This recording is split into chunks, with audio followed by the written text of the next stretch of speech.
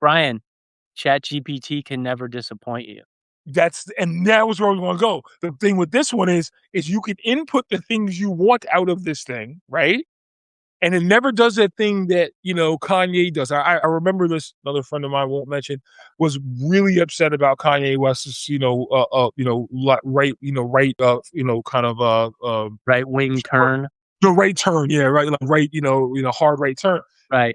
And was like on the internet basically saying, don't take this time to mock me in this situation. For people in my situation, he was a very important person.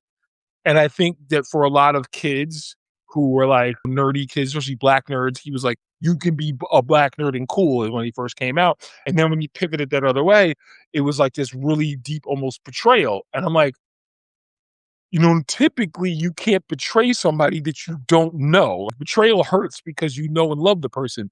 But this is a person who you don't know, but you love a projection of them. And then you fall in love with it. And then all of a sudden they do something, that you don't expect.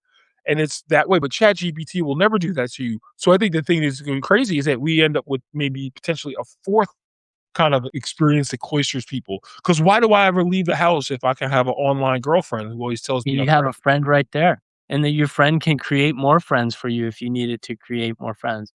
I see it going in another direction though.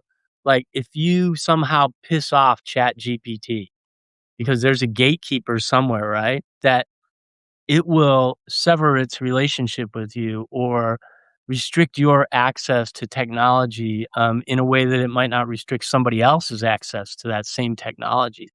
And, and then become a further level of societal control just based on whether or not you've got access to the chat bot.